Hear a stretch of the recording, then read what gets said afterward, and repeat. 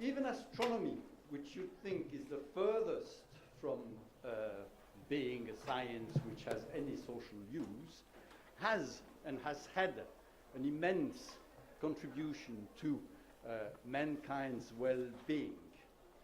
Without astronomy, there is no agriculture, because without astronomy, you don't know the seasons. You don't know the time in the course of the year. And if you don't know the time in the course of the year, you don't know when to plant your seeds. So without astronomy, no agriculture. Without astronomy, no social organization. You don't know where and when you want to be somewhere. That's also time, this time within the day, that tells you where and when you should be. And without astronomy, we wouldn't be here because there would be no travel, no navigation. So even that science, which most of us would think is furthest from practical aspects, is at the center of large chunks of life. And this story we could have said, we could have told about physics. Nothing around us is here but for physics. You can't build without physics, and you can't have any electronics without physics, etc. Biology, the same. Without biology, we wouldn't have any agriculture either, nor would we have any health care and help in our health systems. All these achievements have given us our power on this earth. They have allowed us to multiply on the surface of the earth, and they actually make us use a significant amount of resources on this earth. So science is not only at the origin of the well-being and of everything we have around us, it is also now at the origin of some of the problems that we have, which are caused by our being so numerous and our being so useful, or so much using resources. Now, this gives the scientific community a huge responsibility, actually. And it gives us the responsibility to continue working on that so that we can solve the problems which are being caused by our well-being and our being so numerous on that surface. And that responsibility includes bringing knowledge where it is really useful for society, i.e. in decision-making circles, and be they economical or political. This is a difficult task. It is difficult because the problems we're confronted with are complex. We've heard that a number of times here, climate, etc., are difficult issues. It is also difficult because the political or the decision-making establishment and the scientific establishment have estranged from one another over the last decades. It's apparently not always been like that, but it is like that now. We don't talk much with one another. We fear one another. We don't have the same watering holes. We have extremely few social contacts between these two communities, and hence there is extremely little trust there, and it makes the message that we want to bring so much more difficult. It is also difficult because the perception of science is somewhat skewed in the public. You know, we bring some extremely well-argued, measured facts onto the political scene, like changes in the climate, which have been measured, reviewed, blah, blah, blah, blah, blah, blah, blah, blah, blah, blah, blah, blah. And you find people to say, I don't believe it. We don't know what to do with that. On the other side, we find the weirdest ideas, like that there would be a collision between two planets on the 31st of December 2012, which would shake the world and bring it to its end, which are believed by a number of people, where there is not a hinge, not a hint, nothing in terms of evidence in the back of that. And it is difficult now because aerial representations of the world are sometimes preferred by some to the actual observation of nature. So we're confronted with the fact that some of our vis-a-vis, some of the people we have in front of us, They just say, well, you can say whatever you want out of your observations. I believe that, and there comes anything. And we don't know how to deal with that. We are at loss with this communication with this sort of people. And that's the question we want to address this afternoon, actually. We know the scientific community has taken the responsibility to bring the facts to the society in general, to the political world, something that's well digested by the scientific community, and academies are most of the time entrusted with that task. But when we are dealing with people who put what we bring on the same footing as just any idea, we don't know how to react. We don't know how to talk. We don't know how to engage, as the Anglo-Saxons would say. In order to discuss that point this afternoon, we have a distinguished panel, which is made of William Sutherland, who is a conservationist. I think that's the way you say that, isn't it? In Cambridge, who will give us a few illuminating thoughts, or at least I hope they're illuminating, in a few minutes.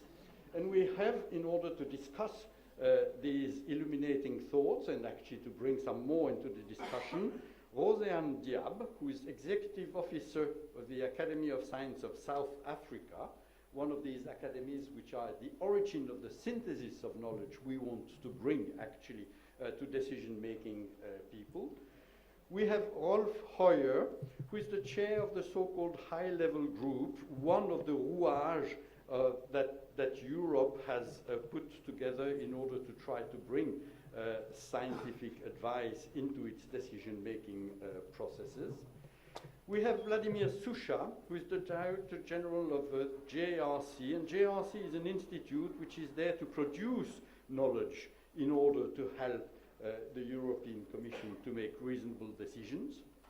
And we have Laszlo Lovász, the President of the Hungarian Academy of Science, and the co-chair of the meeting we are sitting in, also one of these people who is at the head of an organization which aims to bring knowledge where it ought to be and where it should be useful for society in general. So we'll organize our discussion in the following way. We'll first listen to Bill Sutherland's thoughts, and then each of the panelists will add a couple of minutes or a few minutes of their own thoughts to the subject. We will then see whether they have anything to tell one another, and we will then open the discussion to all of you to hear what you may want to either ask or comment onto that question. So thank you very much for being here. May I just ask who in this audience is actually in the political world? I mean, the receiving end of the advice, just so that we know a little bit whom we're talking to. Okay, well we have two Helvets there in the back of the corner. Yes, we have one lady there. So we have some people who are indeed at the receiving end of the advice, and we have a lot of people who are at the giving end of the advice. So we'll try to make due consideration to that point. Bill? Come and sit down. Take my seat. Come and sit down. Go.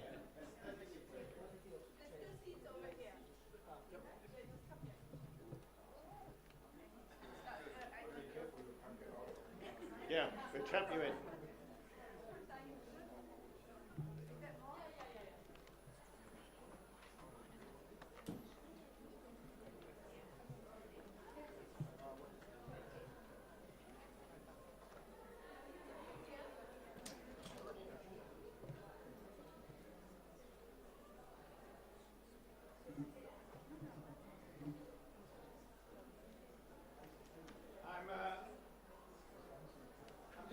Delighted to be here. Thanks for inviting me. My name is Bill Sutherland. I'm here to hopefully provide some illumination. I became interested, I heard about evidence-based medicine in 2000. Use that seat on the end, please do.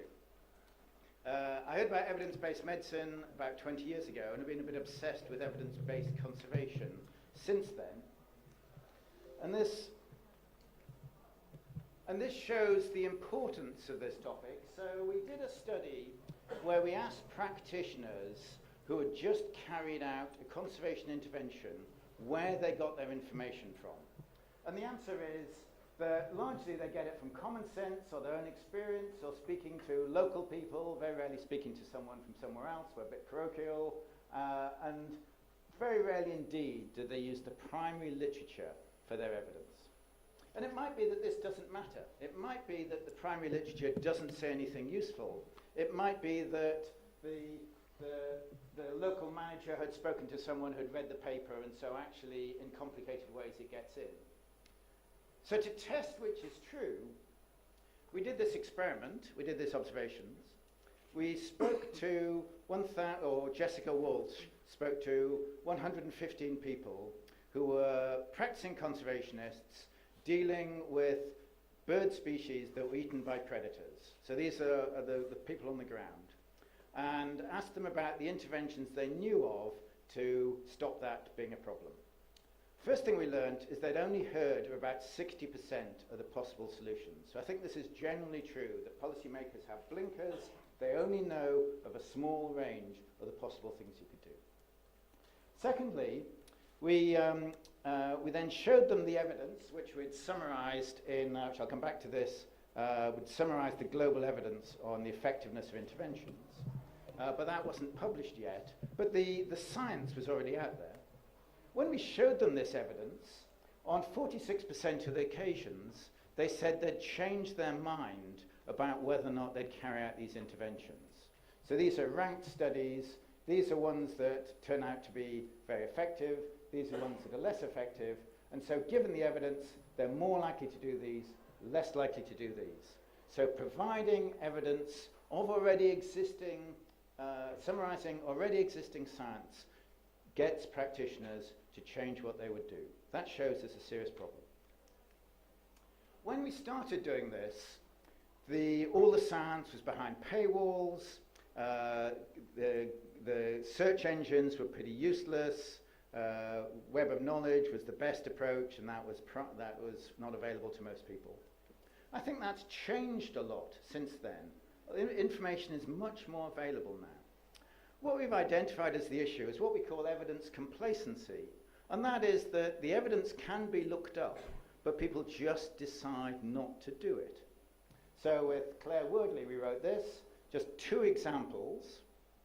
When the European Union revised its common agricultural policy, on which we spend billions, many billions of euros each year, we know they didn't look at the evidence for the effectiveness of agri-environment schemes, and thus the ones they selected had very little evidence, and the evidence suggested that they wouldn't work, and it seems they haven't really worked.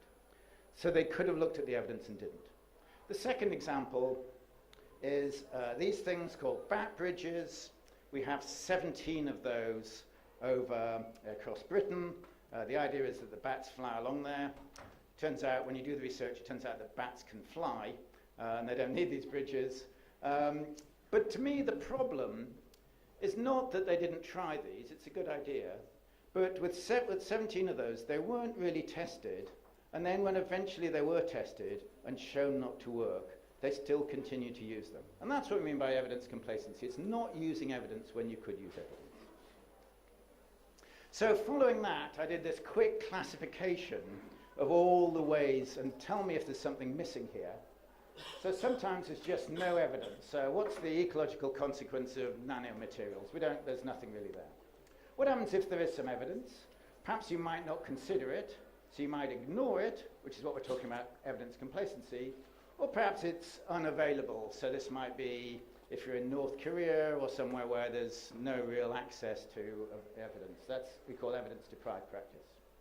Sometimes you might consider it, and your values might just override the evidence. So that's what we call value-driven practice. So if you decide on religious grounds to refuse a blood transfusion, that might be an example of that. or overpowering external influence. We're hearing a lot about the distortion on Facebook of evidence, etc. An MMR is a good example of that. That's distorted practice by individuals having great influence. But if you assess the evidence, look alongside values and expertise, that's what we call evidence-based or evidence-informed practice. And that's our classification of the different ways of looking at it. So the traditional way in which you look at evidence is you take the evidence, and you summarize it by a traditional review where you just pull the information together, what you can find, or you do a more modern systematic way, which you use a described method. You either produce a systematic review or a map of the literature, which that might provide a systematic review.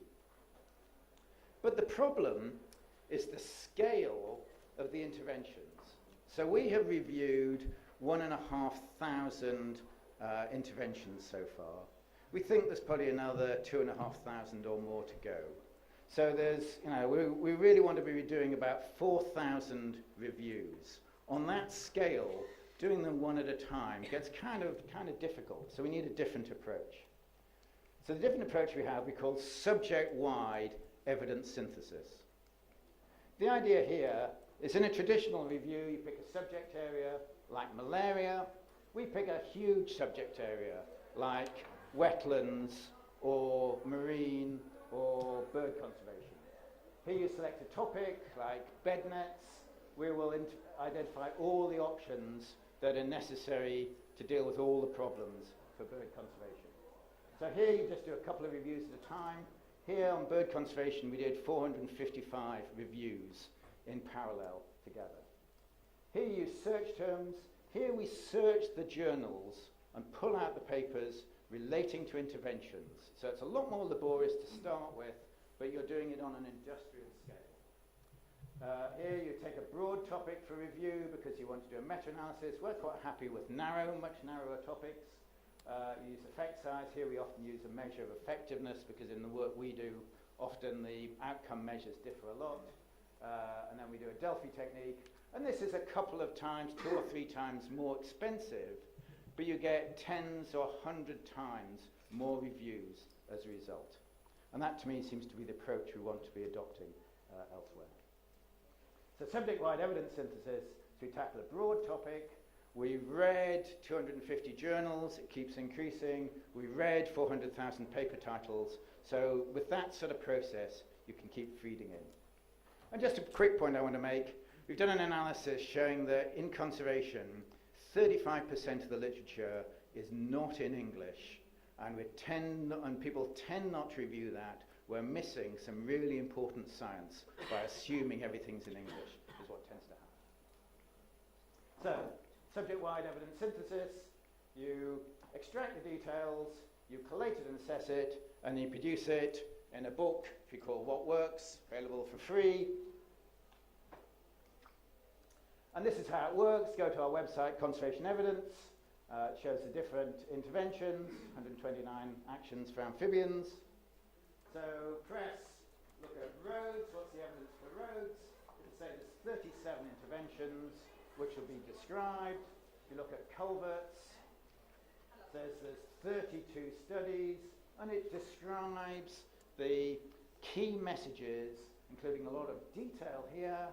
There's a map there, it's been cut off, and you click on those, and there'll be a paragraph describing each one of those papers. So it's all available to practitioners, and we think that's what people want. And it can be summarized, and it can also be summarized by, if you look at bycatch of seabirds, how can you stop that? We've classified all these different interventions according to whether or not they're beneficial, likely to be beneficial, etc. And that means you can then look this up almost instantaneously to find out what works. I'd now like to change tack a little bit, and I'll come back to why. We want to talk about experts, and we think experts are great. The evidence suggests that experts aren't great. Experts are actually pretty useless. So I can say that as an expert. So Tetlock did a study where he took 284 people who made their living out of commenting on trends. And he got them to make 82,000 forecasts. And basically, is this thing going up or down or staying the same? So is the oil price or the number of Labour politicians in the UK government by next year, how's it going? And it showed that they were less good than chance and not much better than non-experts. So there's real problems with using experts. So people say we shouldn't use experts. We should just follow the evidence. But if you look at the evidence process, you'll see you've got to identify a problem and solutions and shortlist them, decide on assessment, decide what you're going to look at. So on all of these different stages, they all involve experts. All these little arrows, there's expert assessment going along. So we have to have experts. So the problem we have is that it's all a bit problematic. Experts turn out not to be that good, but we need them. So to us, the solution is we need to use those in the most appropriate way we can. And there's various ways in which we can improve the use of experts. So we wrote this paper. A remarkable number of people asked why there's a picture of me riding a badger on there. So there's, in which we pulled together the evidence as to what works. So groups are better than single individuals. And we can show that statistically, or close to that. If you look at people's expertise, you know, I'm an expert on oyster catchers. I know quite a lot about that. I know quite a lot about bread geese. Did a postdocs working on that. And so I was asked by the government to be on a panel to do with badgers. I think I must be an expert on black and white animals. And then after that, I was asked to talk about reforming the research councils. Now, I don't know about that. Somehow, we think we know, well, there's a subject we know about, and the evidence suggests that the expertise drops off really quickly, but we still think we know about it. Any of the measures of expertise, such as age and experience and those sorts of things, actually don't correlate with your ability to get things right. It's very difficult to work out who's going to get things right and who isn't. Diverse groups tend to give better judgments than undiverse groups. People, if you have a group of people, the person who says, I know the answer, it's this, is unlikely to be right. The people that are uncertain are much more likely to be right. You can weigh people's assessment by giving them test questions and then adjust the results accordingly. That works. And you can provide training. That also works. And I've said that experts aren't good. Experts, when the short-term feedback, like weather forecasting, chess problems, they are really good. It's for long-term problems that experts tend not to be very good. So, people tend to think you want experts to make a decision for you. You don't. Experts will not have your values. You want to get experts to make judgment. You combine that with your values to make your decision. Don't ask them what to do. Ask them what the facts are. So the summary, don't ask experts what to do. The evidence is that having a single expert or group, which is what we always do, are two of the worst ways of making decisions. We should be using subject-wide evidence synthesis to review all the major interventions in all areas. We can use rigorous expert elicitation, as I've described, to work out how we can use experts. And then you use experts. You've tied up to say, well, this is what the evidence said. You need experts to say, well, what does this mean? What else have we got to consider? That's where the expert comes in, just as your doctor uses the available evidence to make a decision as to what you should do.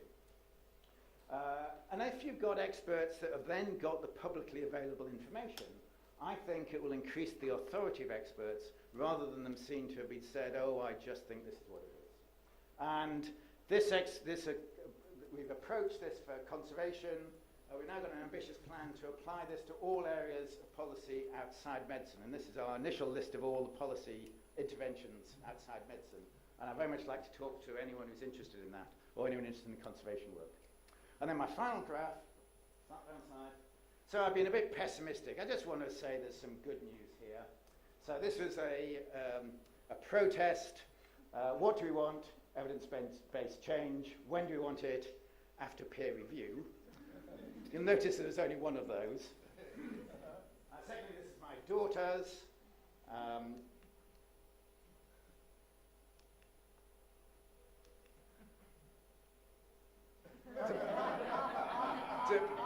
A bit of a condemnation of me as a dad. So I hope I've convinced you that we can use experts in a very different way and should do so. Thank you.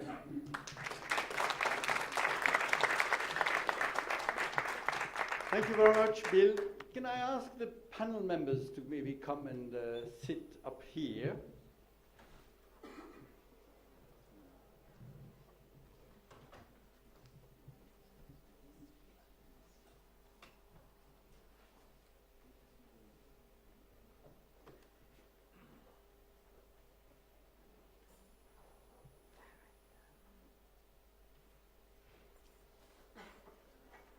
Okay, well, thank you very much. And I would like, I think, first to ask Roseanne at the end to make her comments. How long have I got? A Few minute minutes. and a half, and if you overrun by a minute, it'll be okay. There's too much to criticize. Yeah. So I think, let me just make 2 points. Yeah, sure. The first is that I think it's not a problem if there are diverse views. I think evidence can be diverse. I see evidence as sitting on a continuum, and it's almost like a normal distribution. So if there's some consensus, it'll sit in the middle, but there'll always be people at the ends who can bring evidence to bear on a problem, and hopefully they think they can influence a policymaker. And I would like to make the example of the HIV/AIDS problem in my own country, South Africa. I mean, there was a case where all the evidence pointed to the fact that AIDS was caused by the HIV virus. And yet, our president found evidence that led him to believe that it was nothing to do with a virus and that it was not caused by a virus, and he had the evidence for it, which was provided by scientists. So what I'm saying is evidence is on a continuum, and I think what we just have to be careful of is to make sure that we sift through it and see where the consensus lies. And it's much the same in the climate change debate as well. There'll always be people out on the fringes. And then the second point that I'd like to address is just about the experts. So I think I have a little bit more faith in the experts. I presume my bias comes from an academy perspective, where we do use experts a lot. But I think that what I would like to think is that the experts are used in a group situation, in a panel, where there can always be rigorous debate about the evidence that is brought to bear on a problem. And I think that in this world of alternative facts, in fact, we need to rely more and more on experts to sift through these facts and provide us with the way forward. So let me just leave it at those 2 points for the moment. Well, thank you very much.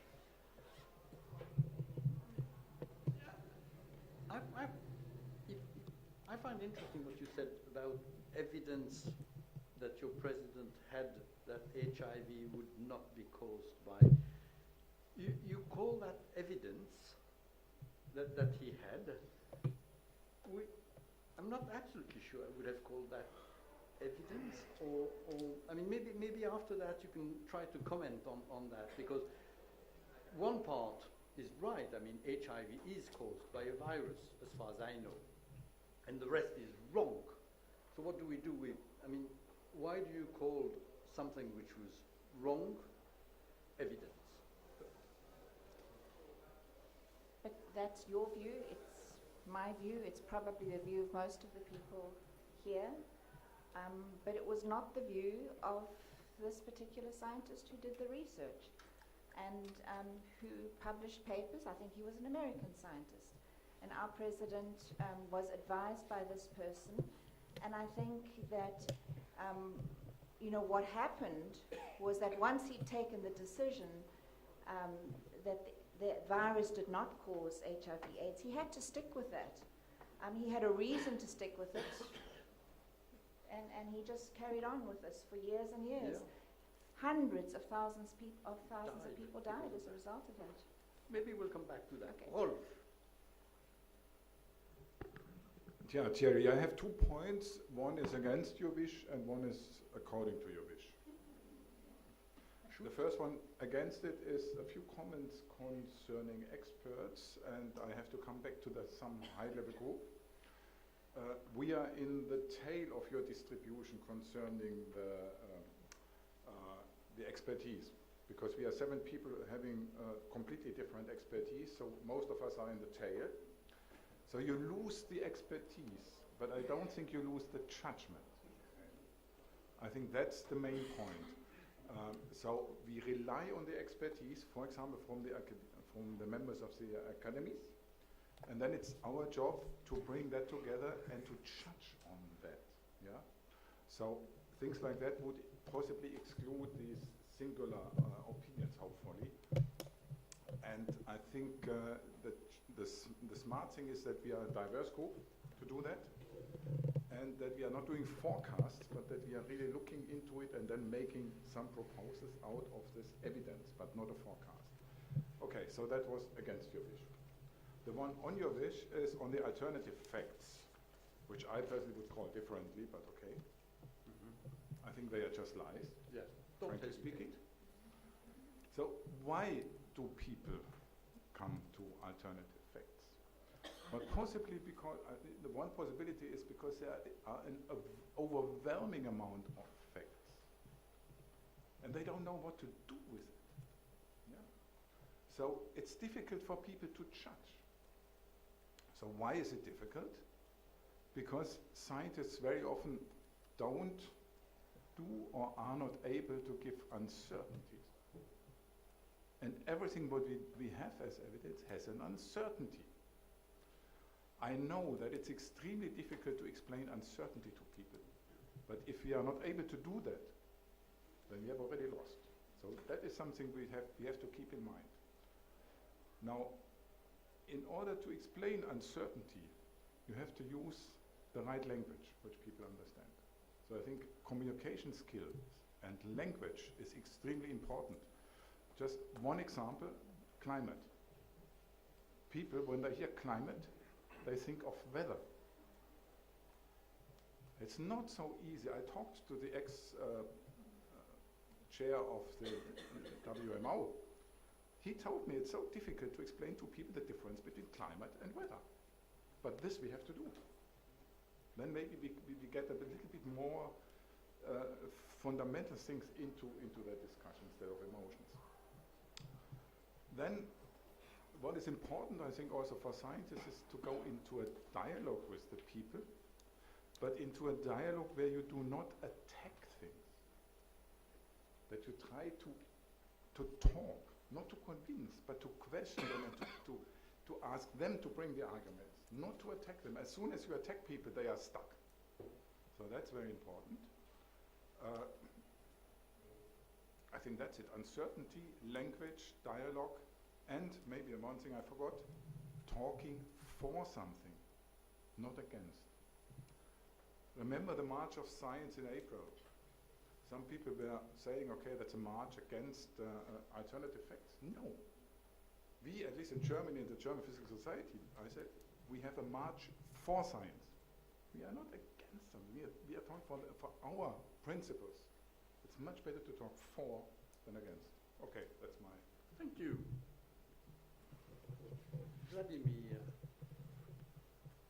Many thanks, Thierry. Yeah, it's difficult to put it right in 2 minutes because I think that we derail a little bit. I think that I have a bit the feeling that I'm here maybe still in 20th century. I think that we need to admit that not all science is for policy. I think I'm absolutely convinced that there is one layer of science which is science for policy, and that requires specific skills, specific capacities. We in JRC, we already defined it maybe 15 years ago, and we call it post-normal science, where the stakes are very high, where time is limited, uncertainty is huge, but still we need to decide, and policymakers still need to decide. And we are there to help them, and we don't need to hide behind the fact that this is complex, that it's too complicated, more research needs to be done, more money needs to be poured in the research. You know, all this mantra of researchers. I think this is wrong. This is deficit model, which is a linear model, which is dead. So let's admit, let's not come, your graph with this tail is, for me, is a linear model. It's deficit model, and it's dead. So let's forget it. Let's not, let's not look at post-fact society, alternative facts, whatever we want, as something which was imposed on us. We are part of it. The science produces it because there is a tsunami of data, information, and knowledge. And when you don't know where to get, how to get oriented in this, so then you are instinctively reacting. So you are coming back to your instincts, to your emotions, to your values. So, and this is how the Vice President of the Commission very rightly put it. You cannot tackle the demand of politics of values or emotions through strengthening of politics of evidence. So you simply cannot do this. And I remember Peter Gluckman was chairing a fantastic panel 2 years ago, Laszlo, in Budapest. I was in this panel. And since 2 years, I changed my own narrative. It's so quickly defining and changing. I said in this panel that policy is a combination of values, facts, and politics. And I said that we deal with facts, and we don't deal with politics and values. Now I'm changing this, and I'm saying we are having responsibility for values as well. If we do not understand how the values are being formed, how the values are being communicated, how the values are being perceived, how the evidence is being perceived, then we are dead, we are useless. That is the useless experts we can throw away. This is our responsibility to understand. How we are going to understand it? Understanding the complexity of science, at the same time complexity of policy making. We are entering, or we are already in the world which is hyper-connected, which is very fast. You know, whatever we do now, it's faster than it was 10 years ago, 20 years ago, 50 years ago. The consequences are faster. The nature is heating up. We know from thermodynamics that it's much faster. Hyperconnectivity, you know, this is something which is influencing our daily life. We need to innovate. We need to change. You know, I'm changing my narrative since 2 years. So it was not that far, the Budapest World Science Forum. So then we need really to understand and to bring completely new paradigm into science policy interaction, and that's responsibility of science. It's much less responsibility, and you know, your anecdote about agricultural policy is probably funny, but you know, it's not the starting point to talk to policymakers, to tell somebody from European Union that your common agricultural policy, which is the most successful policy ever in bringing Europe out of poverty and out of food starving, is the most successful policy. And you say that they ignore I don't know what. Well, this is about interactivity. This is about daily connectivity. This is about understanding that these are not stupid people sitting in DG Agriculture responsible for it, ignoring evidence which is out there. These are very honest people who are trying to do their best. And it's our role of scientists, and we are working with them on a daily basis, and they are taking all evidence which we provide, if the evidence is provided in a right form, in the right format, if the timing is okay, and if there is a trust between us. And the trust is a key issue. How we can regain the trust, how we can get into this trustful connection with policymakers, politicians, that we are not blaming them all the time, that they are stupid, but we are there to help and to bring the capacity of the science to move the society forward. So this is, for me, the new type of science for policy. It's not in this deficit model where we are dumping hundreds of pages of reports to somebody who has no time to read it. So we need to be there. And if it would be in your first part of your graph, the experts, so then we would, that Peter Gluckman should be probably multiplied by 1,000 and for the government of rather small country. So that's not your role. It's not your role to bring the expertise, but to bring the systemic thinking, how to link the science with the policy. This is where we need to experiment. This is where we need to invest. And this is a fantastic opportunity because there is a need for it, because the world is very complex. So there is a request. So then let's work on this. Okay. And this is on daily life of my organization, which is Scientific Service of the European Commission. So we are trying to do on the daily basis. And you are invited to work with us to rediscover or discover what is the beauty of it. Because if we follow the original old-fashioned type of linear model, then we are all dead, and the science is dead. Science for policy is dead. It will disappear. It will not be trusted. Thank you. We'll give Bill an opportunity to respond in a minute when he cools down. Laszlo. Yes.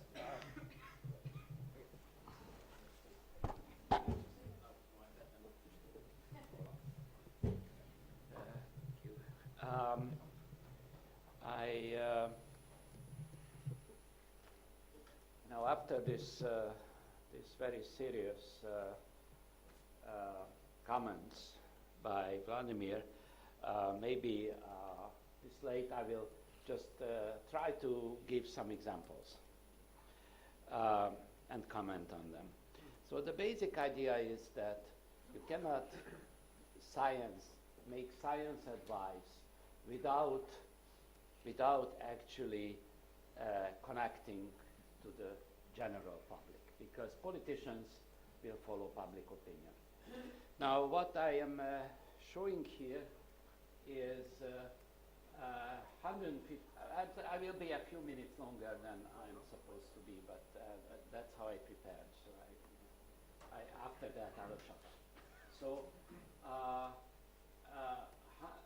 at the anniversary, 150th anniversary of our headquarters, we collected some issues from the program of the Academy 150 years ago. One was the chemical analysis of an antimony-rich miraculous water that was advertised to cure all diseases. And the comments that the Academy expert or Academy member who talked about it said that the residents of that particular village can be glad that they do not have antimony in that water. It's just ordinary clean water, otherwise it would be. Advertising all sorts of water with special properties is I don't know, in my country it's going on all the time.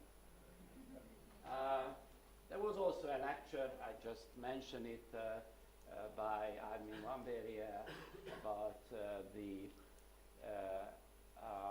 Shia branch of Islam.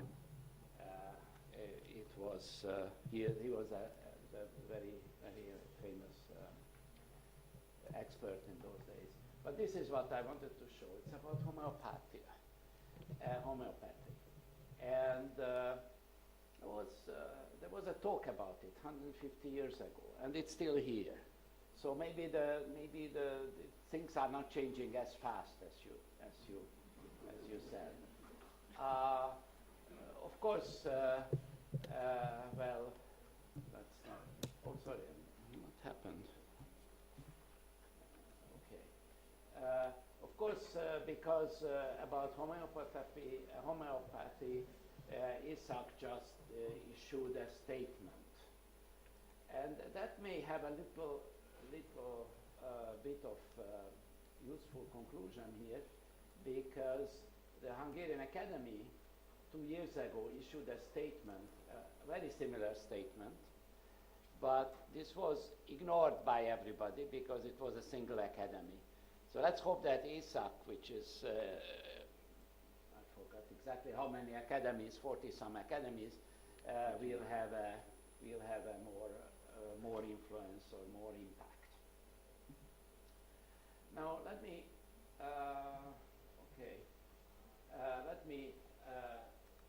just mention 6 issues that our academy had to deal with over the last year.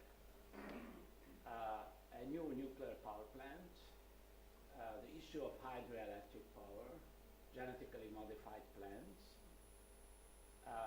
whether vaccinations cause autism, a flat earth theory, which was actually proposed by, or came up in one of the leading TV channels as an alternative theory to what scientists say, but equally well supported by measurements, and of course the climate change. Now, if you look at, say, the example of a new nuclear power plant, it will be clear that to be able to help this in a scientific way, to support it, we really need a multidisciplinary approach. There are technological issues, lots of issues about safety and security, environmental effects, which should be understood, and social and economic impact, and then I'm not talking about all the political issues that are in the background. So what I want to say is that scientific advice often takes a big group of people to get together and do some work, and we are trying to do that. Okay. Well, these are the reasons why alternative facts are actually more dangerous today than they used to be before. I think the most important issue is that complexity of science is threatening for most people. And then there's an intensity of communication, everybody gets all this information. Social media is a very new thing which nowadays actually communicates the majority of information. So you're not getting your information not even from the TV. You're getting from your friends. And that creates a sort of bubble where people are sitting with people who are similarly predisposed to certain ideas or bias. And that's a really dangerous situation as far as I can see. I don't know how to handle that. And the public media has on the public media now on the other hand has an obligation to balance information, which means they often interpret that like the issue about the flat earth theory, that easiest is to say that this is a theory, that is a theory, and then we are clean. And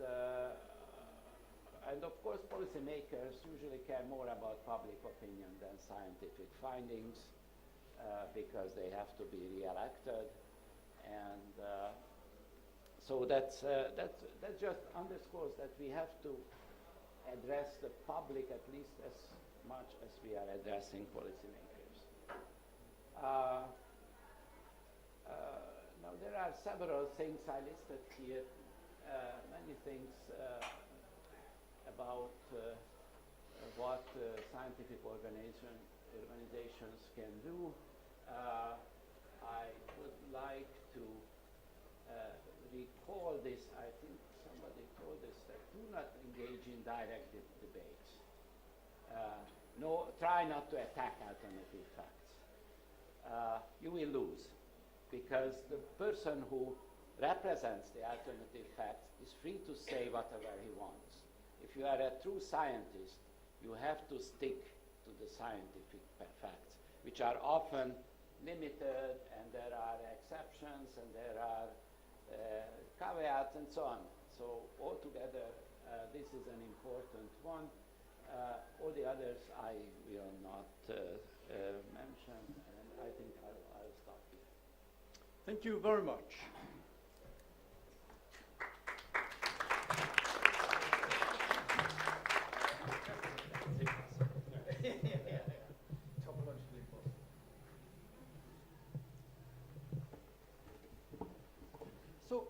Bill, you want to react to some of the things you've heard there? Okay, I'll quickly talk about this. The first issue was about groups of experts and how you use those. And the illustration of what I see as the problem is something called the intelligence game, which is funded by IIIA, the intelligence authorities in the United States. And what they did is they asked a number of teams, they wanted to say how could they improve their intelligence.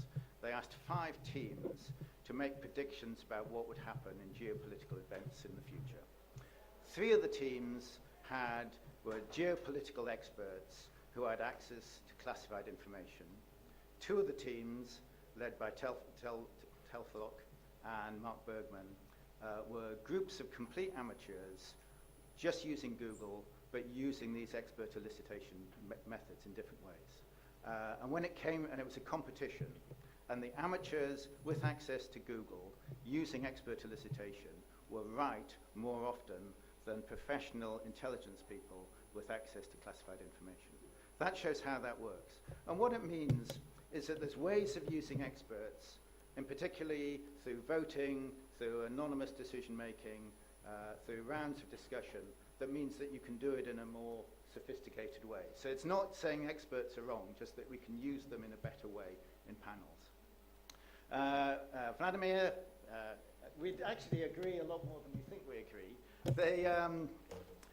Although when you talk about combining, so my classification for evidence-based practice or evidence-informed practice, I explicitly said it was the evidence plus the values plus your experience. The question is where the values are included, and I can see if you're working with one organization, then it makes sense for you to think hard about their values. If you're doing as we are, and you're providing evidence to a wide range of organizations, then my thinking is that they impose their own values. We say, this is the evidence, you come with your values, you come with your local experience, and you provide your local interpretation. So I think it depends on what sort of organization you are. For the agri-environment scheme, I'm not saying that the Common Agricultural Policy isn't a success or otherwise. I was commenting specifically on the agri-environment measures within Pillar 1, and I defend what I'd say, that the evidence wasn't very good for that. The business about working positively, I agree very much that we need to find ways of taking it forward. We employ someone full-time to go out and work with organizations. We have organizations which we call evidence champions that are using evidence in a positive way, so we put a lot of effort into that. But our belief is, because of the problems we've seen, we want to have sticks as well as carrots, which is why we've introduced this term evidence complacency. There are people that are just not using evidence, and we should call them out and say, this is evidence complacency, and this just shouldn't be acceptable. If you're a consultant and you don't look up the evidence, then that's as negligible if you're a doctor and you don't use the evidence. We just shouldn't tolerate that, I think. That's my point. And then finally, you talked about innovation. And I think that is a serious problem in conservation. We tend to have these measures that we just adopt. And I'm very influenced by the British cycling team that kept saying, what is the way in which you can just keep improving all of these measures? And we really should be doing the same in conservation. And I suspect across public policy, say, are there slightly better ways of doing things, and we can continually improve and get things better. And then finally, talking about other sources of information, there's a fascinating article in The Economist about social media and its consequences in this week's. And it talks about the fact that we tended to think of social media as being a good thing for society. It allows public debate, it allows bottom-up evidence, information, etc. It's a good thing. And yet the way in which it's been distorted means that actually in many ways it's quite a bad thing for democracy. It talks about the fact that in the American presidential debate, 20% of the tweets came from bots. You know, that it's automated processes that are generating much of this information. The whole thing is being massively distorted. And I think there are very serious problems about thinking how we work within a system that might be quite seriously distorted. So thank you for a fascinating group of questions, statements. Okay, well, thank you very much for all these comments, for your reply. I see some people who are already eager. Madame. So the pink lady there, maybe you just stand up and talk. We don't need microphone.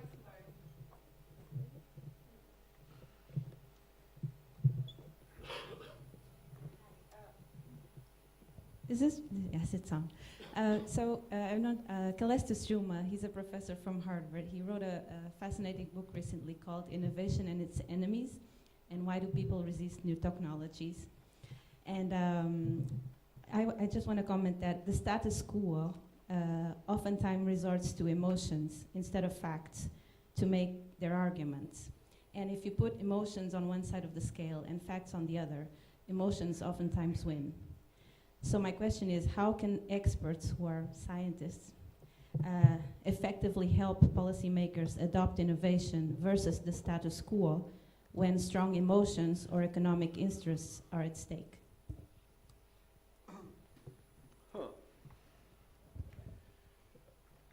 So how, your question is actually, how can we try to help politics when emotions are at high stake? Let's not discuss the economic interest because maybe it's easier and clearer. But when emotions and religions and things like that are at stake, how can we act? I don't have Vladimir is making notes. I don't have the response to that, but maybe Rosan, you also. Okay. So I think that emotions must stem from something, either from a religion or an agenda of some kind, and then they play out in emotions. So I think our responsibility is perhaps to have a greater understanding of the origin of these emotions. You may never be able to change them, and I think one has to recognize that. But a greater understanding might enable you to bridge the divide a little. So what you're telling us is that we should treat emotions rationally. We should look at emotions rationally, which I think is really part of the answer. But there's nothing to laugh about there, is there? I mean, Vladimir, you want to add something? Yeah, Thierry, you took part in our conference a month ago where we were talking about facts in the role of science and facts in post-fact society. And obviously this was an issue which was quite clearly there. There is one message from the conference. Never fight values, emotions. Don't challenge them directly. If you want to challenge them, talk about consequences.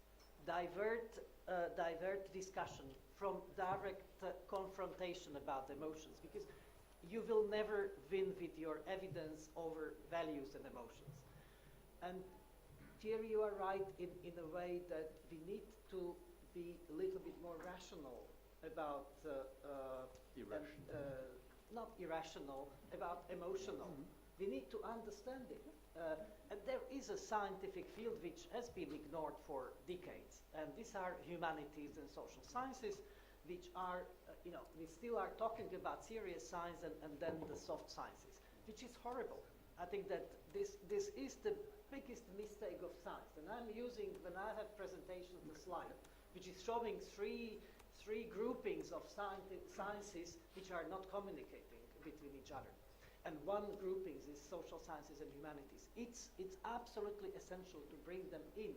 We need to understand what is the process of forming the values, what is the process of handling the emotions, how they are, and this is all about sociology. It's all about behavioral sciences, where we need to understand all these elements. And if we ignore them, so then we will never be able to tackle this. And as I said, we have this problem is just growing because people are more and more disoriented within the ocean of facts and alternative facts and whatever. So in that respect, if you are lost, so you're coming back to your gut feeling. And this is what is happening, and this is what we need to understand. Roy, we also have to pay attention that these emotions don't spread too much. Yeah. So one thing is not to attack, but as I said, I also agree, and I said this before, that there's too much information for the people, but you also have to avoid that these emotions spread through the social media. So I have one example there. This is when we switched on the Large Hadron Collider. There was this emotional thing of the black holes which will swallow the Earth. So what can you do? You do a three-tiered approach. One is scientifically very dense publication, peer-reviewed. That's number one. Boil it down to a 20-page for other scientists, and boil it down to a 1-page for the layman. And that avoided the spreading. That even convinced the judges in Germany. Yep. So this is something you have to do, because you cannot convince people who are very emotional. That's impossible. Yep. I agree with Vladimir. So you have to convince the others, and that helps. Okay, thank you. There's one question there in the back. Sari Hanafi from American University. Well, what I noticed that there is a kind of you put a stage where you have a policymaker from one side and the expert on the other side. But usually now all the literature talk about commissioned committee, for instance, advisory committees, where not only scientists are there, but also representative of unions, because no matter what is the issue, environmental, transport, sociological issues, I mean, there is interest, there is values and things like that. So you need to sit together. So it's not an evidence floating in a positivistic way. It's in interaction with a representative of a nation that you formulate something. So this is somehow criticism to a sort of a debate where you put this. And just to finish that, I mean, Bruno Latour is extremely important, talking about building alliance. I mean, truth. I mean, he reached pasteurization because he allied himself with the peasants. I mean, we scientists, we organic intellectual, organic to a social class, etc. Are we allying ourselves to whom? This is the big question. What you're saying, it's not so much us and them, but we. That's a little bit the main point, which I think is an important one, because we're part of the society too, actually. Yeah. Okay, yes. Can I respond to that? Okay, sure. And I agree entirely with that. And the way we do that is we work very much with policymakers in setting the agenda. So we run a number of these exercises on a whole range of areas, on global agriculture, global food security, etc., to say what are the questions that, if answered, would make most difference to policy and practice. And we do that with a team of people. We make sure that the policymakers outnumber the academics, and they set an agenda. And that has been very influential in lots of ways. My view is that when it comes down to the evidence, that the evidence should be assessed independently by those that are not involved, that are fairly independent of the outcome. So that's, I think, an appropriate thing for academics to say, well, this is the evidence and what the evidence says. And then when it comes to putting it back into practice, I think, again, it's a mixture of policymakers and academics. And I've been on oodles of committees to help conservationists make decisions for government. And there you need to then bring both sides together. So I agree absolutely with that. My name is Martin Dominik. I'm at the University of St. Andrews and with the Global Young Academy. And please accept my apologies for adding further complexity to the problem, because I think we need to be very careful about distinguishing between factual evidence and conclusions that scientists draw from it. Because not every scientist is a good one. The peer review process has its limitations. A lot of things that have been published as conclusions by scientists are simply not right. And we can't always assume that the majority is right, because the majority can be wrong. Thank you.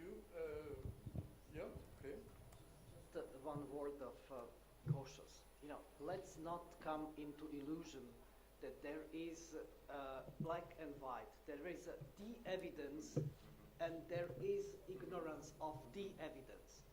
We may have, it's never, the answer is never right 100% or wrong 100%. It depends on, we had the interesting debate 2 weeks ago or 3 weeks ago with the chief scientist of Google dealing with artificial intelligence. They have done and they published the mathematical models of fairness. And it's always trade-off. It depends on what are your goals, what is your preferential option. So let's talk about the options and evidences which are supporting the consequences of different options. So there is not the one right or wrong questions, and there is not the evidence. There are different possibilities, different interpretations, different options which needs to be in an iterative and interactive process discussed with the policymakers, including the citizens, including exactly what you said. It should be as large as possible.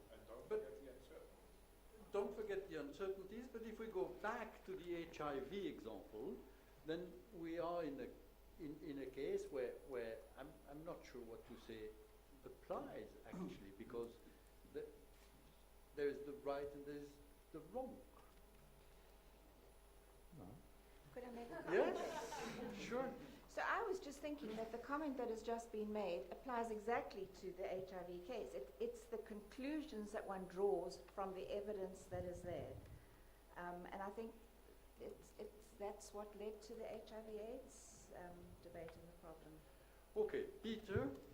A couple of comments. The first one to make is, of course, that science itself is not values-free, and we've gone into this discussion making the assumption it is.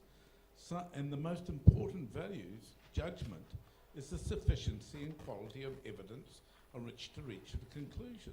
And again, as we've just discussed, and as Heather Douglas wrote about so well, there's always an inferential gap between what we know and what we conclude. And as a science advisor, one of the most important things I have to learn to say is, I don't know. And I don't think scientists as a whole are very good at saying we don't know. And I think that the other point that Vladimir has just made is the point I really wanted to make. That is, policy makers always have options. And what evidence can do is just help them choose between the options for different consequences. Those options will always be chosen on more than scientific evidence.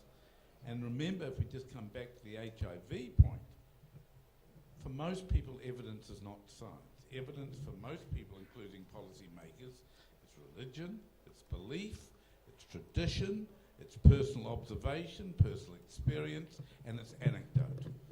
It's not about the rigorous processes of science. And so we've got to be careful when we're talking about evidence-based policy or evidence-informed versus science-informed. They're not quite the same thing. And we need to understand some of these. The other point that's not been raised, and I think is critical in this discussion, is the word risk.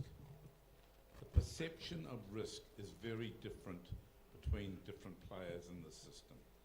Scientists may see risk in probabilistic terms, as Rolf's been talking about. Most people perceive risk in terms based on their cognitive biases, their experiences, and so forth. And as Laszlo's already pointed out, politicians see risk in terms of the ballot box. So again, when you start to talk about uncertainties and how judgments are made in the policy process, it really depends very much on how the word risk is perceived and by whom. Thank you. Does anybody want to respond to that, or that doesn't need to? There's not a Madame. Good evening. This is Kawthar Hamid from Jordan. I want to say that unfortunately there's no closed formula for an evidence, or for a decision. We can't have enter the inputs in a formula so that we have the final decision as an answer. This leads us to this discussion whether to go through the evidence or the experts. I have a thing to add. It's the intention to do the right thing is an important, because I feel that in some countries, maybe I can mention specifically the developing countries, we feel that there is a lack of interest to do the right thing, and for the in charge people who are in charge maybe lack or have interest for their own benefit more than the public benefit. So it's this thing itself does not lead them to think about that I need to do the right thing or the correct thing for my country. This is a problematic thing that we face. For us, people feel that they can, maybe if I'm in this position, I would think this way. But the problem is that I don't know how will be my think or my intention when I'm put in that position. Maybe I will have interest for my own benefits more than the public benefits. So this is an important thing that we mentioned. Thank you. Well, thank you very much for that comment, actually. And indeed, the intention is one of the most important values in that game. And I think you're perfectly right to point that out. Does somebody want to comment on that? Bill? I agree absolutely about the complexity of these decisions. And if you look at the evidence for how we make decisions, there's a big evidence showing how immensely biased it is, and that certain artifacts will make a difference.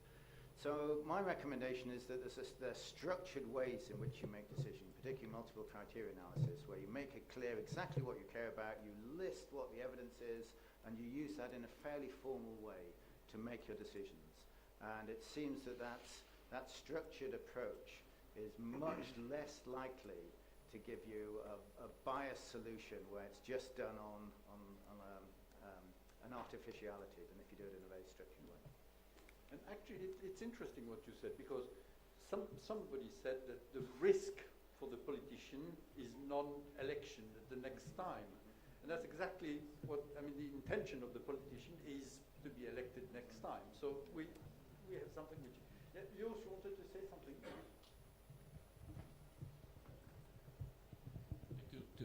Two things, two comments. One is on the HIV case. That's the Duisburg,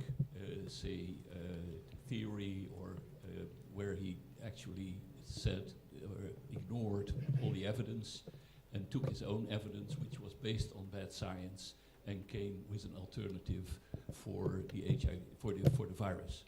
So I think that's important to say. There is good science, there is bad science, and there is a whole spectrum in between. And you can have your pick.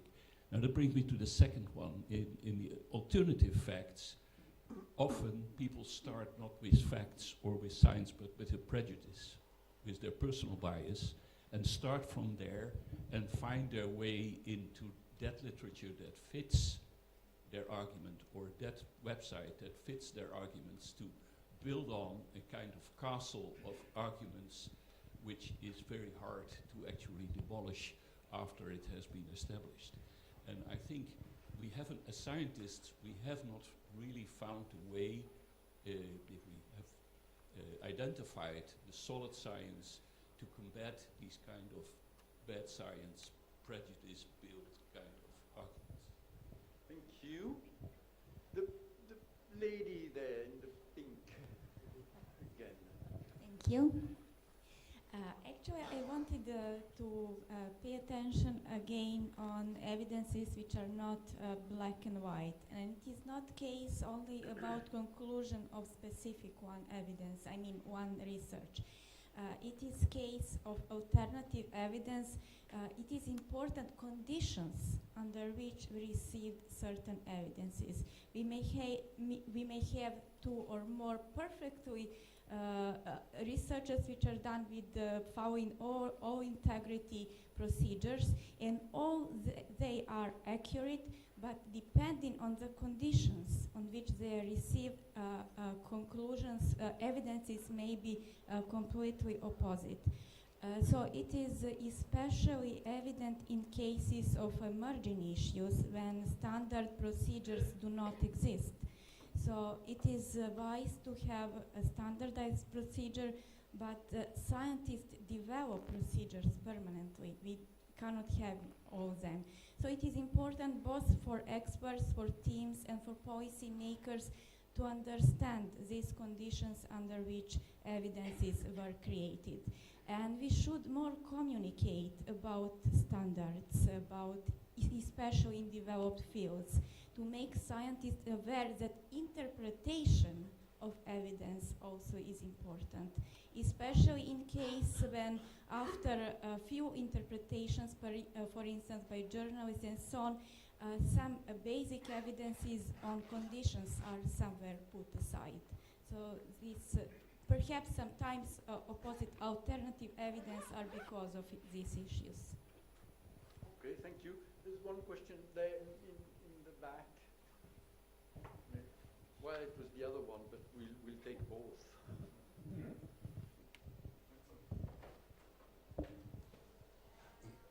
I think one element that is missing in the discussion is the scientists should also understand the policy. You cannot just make science for science without understanding also the policy. And this is also a big gap. Because if the scientists would understand the policy, then the responsibility of the scientist will be also issue. You cannot, if you understand the policy and when you provide some scientific results, you will be more responsible, and then this uncertainty will be highlighted and underlined because you will understand the policy and the impact. We are talking about the risks. The risk, it's not only associated with the politicians want to be re-elected, but the risk is also the impact of the decision. And here I want to underline also the fact that the scientists should also be modest and should also admit and accept that not all the science can be, even if it's evident, that can be used by policy, because the responsibility of the politics, of the policy, it goes beyond what the scientists can see in the picture. We talk about the risk. Risk means the impact on the society, on the world, on the humanity. So these two elements for me are fundamental. First of all is the responsibility of the scientist by understanding the policy, and the second is the modesty, accepting that the political decision it's bigger and the science is only one. Sometimes it's very small element in this policy process of decision.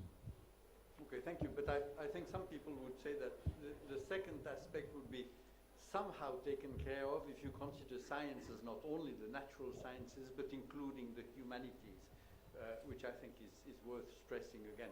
Yes? Thank you. My name is Tayfun Basal. I'm from Turkey. I work for company Elsevier. I think I have a role where I do support and collaborate with policymakers, and also we do support researchers, of course.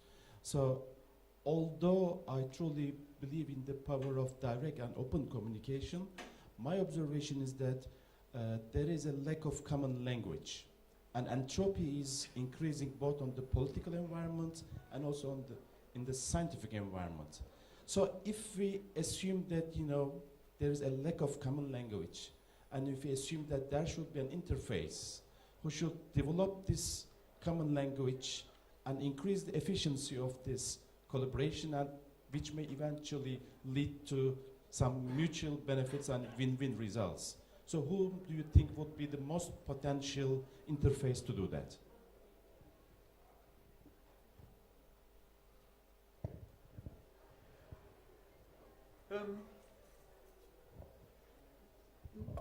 Yes, Vladimir, go ahead.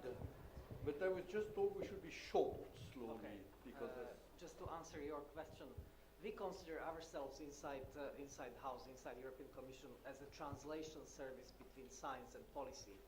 And as I said at the very beginning, this is we have also the science advisors as the translators between science and policy.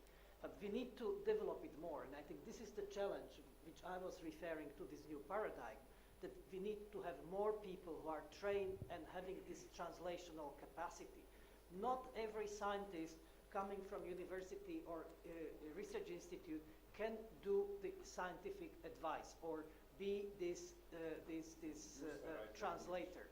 So, and this is very important, that at the universities, at the academies, we are creating this layer of people who are able to do this interaction, because this interaction should be almost on a daily basis. And I think this is and indeed, academies are trying to train themselves to do that as much as they can. Yes, you have been asking for the word for some time.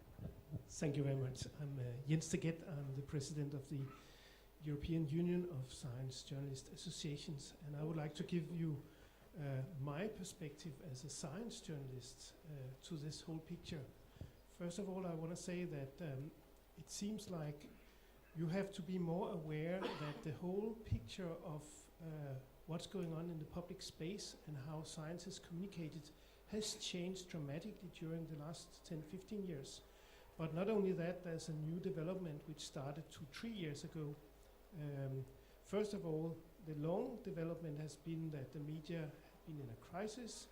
They have sacked the expert journalists first, and of course they are the most expensive. So therefore now there's mainly general journalists in the media who is taking care of the science stories, not experts anymore. And that means you can get away with writing a lot of things which should have been filtered out. The second is during the last few years, the social media has increased dramatically. So nowadays, if you read, for example, the Reuters report on electronic media, you will see that only 5% of people under 25 in OECD countries actually reads newspapers.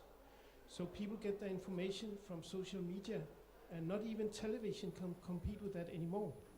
And that means that as a common consumer of news and information, you get your information from news sources. So you have to be aware of the whole picture has changed, and also the credibility of the sources have changed dramatically.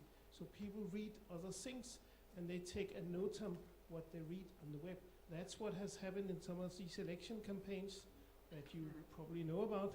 But also when we talk about vaccines and stories which are circulating on the web, they have an enormous impact. That has to be taken into consideration.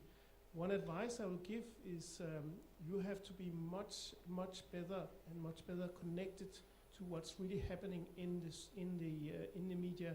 It's not enough to hire good communication people.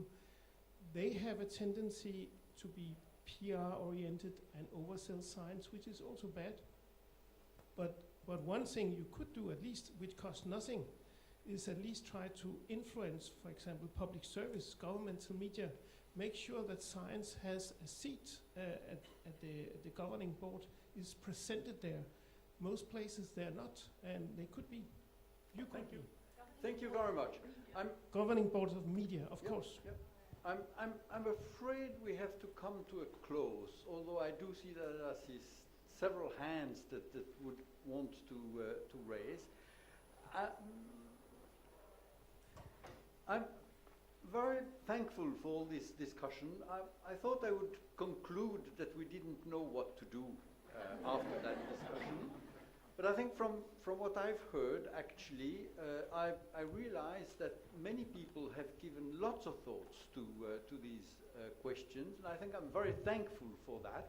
Very thankful for the exchange, and I think that in what we've heard, there are indeed a number of things, of lines of actions that we should take. Don't confront, do with, and a certain number of things which were rather concrete, which I'm not going to try to extract from my notes in real time. But I'm very thankful, and I hope that as you will have gotten something out of that discussion, and that out of this discussion will grow a bit better in meeting the challenges which are being posed by these lies which circulate as alternative facts. So thank you very much for the effort that you have put and thoughts into preparing this exercise. And thank you very much for those who have expressed their thoughts. And I'm sure that a number of you have actually thoughts that they did not have the opportunity to express. And I really should say just one thing, because my colleague from Jordan has said things that would really hurt me as a part of the Royal Scientific Community and the Royal Scientific Society, for all these beautiful scientists to make conclusions about Jordan Crown, because she made us sound like we are a corrupt government that works against the public interest.